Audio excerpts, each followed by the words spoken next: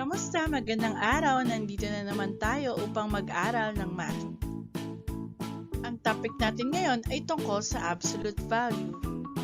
Ano nga ba ang absolute value? Ang absolute value ay yung distansya ng isang number mula sa zero. Ito rin yung value ng number kung saan dinidisregard natin yung sign, whether ito ay positive or negative. Ang simbolo nito is yung dalawang bars na nakapagitan sa number. Mas maiintindihan natin ang absolute value kung titingnan natin ito mula sa number line. Sinasabi na ang absolute value ng positive 3 ay 3. Bakit kaya? Dahil mula sa 0, meron tayong 1, 2, 3 units na distansya. Kaya 3 ang absolute value ng positive 3. Pero pag kinuha natin ang absolute value ng negative 3, ito rin ay 3 dahil meron din siyang 1, 2, at 3 units na distansya mula sa 0. Let's have some examples. Ang absolute value ng positive 5 ay 5. Ang absolute value ng negative 8 ay 8. Ang absolute value ng negative 3 ay 3. Ang absolute value ng negative 2 ay 2. Tandaan, kapag ginamit natin ang absolute value, we disregard the sign o hindi na natin siya pinapansin.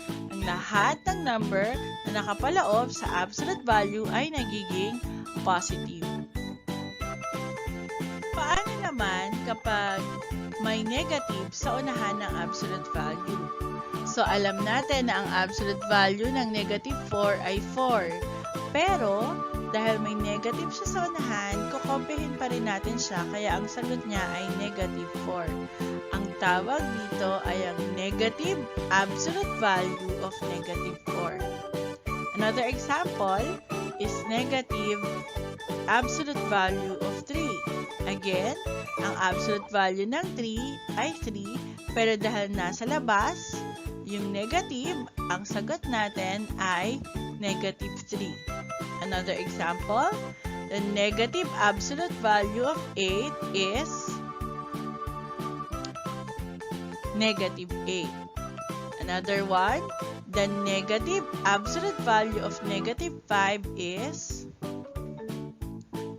negative 5. Again, tatandaan natin na kapag ang negative ay nasa labas ng absolute value, i-consider natin siya bilang sign ng number.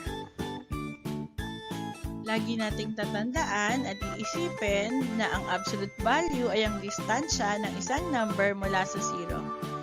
This implies na dinidisregard natin ng sign at ang lahat ng number na nasa loob ng absolute value would be regarded as positive.